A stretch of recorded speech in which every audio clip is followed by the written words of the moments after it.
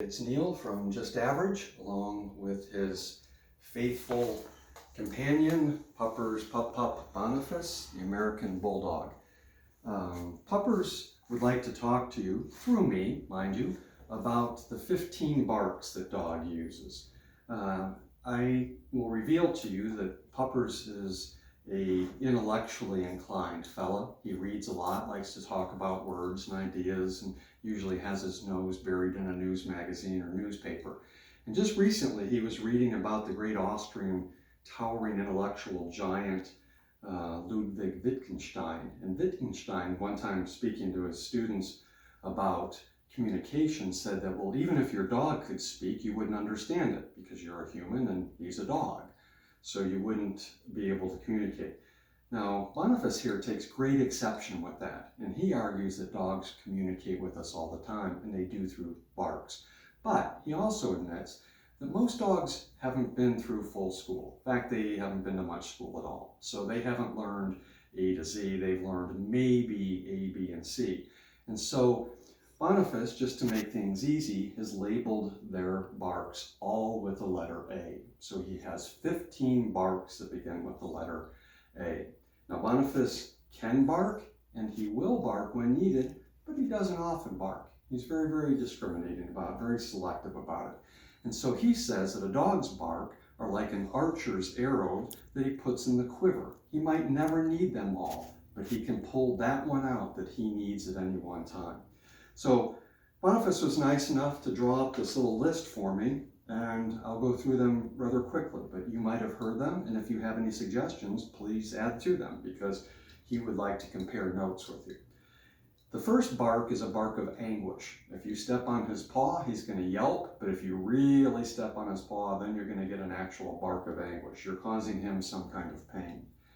The bark of announcement. Last night, a good friend came to the front door, so he let out a bark of announcement. Somebody I know is here, and I want you to know that. He has a bark of alert, if something he needs to bring your attention to, not necessarily an emergency, but something that you should be paying attention to. So he'll bring his bark of alert into play.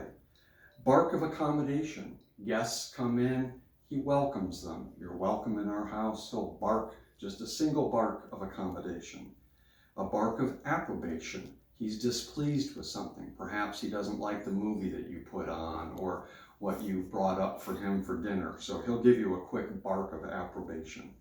A bark of ambivalence. He doesn't really care. Do you want to go out and play fetch? Do you want to take a nap? Do you want to take a ride in the truck?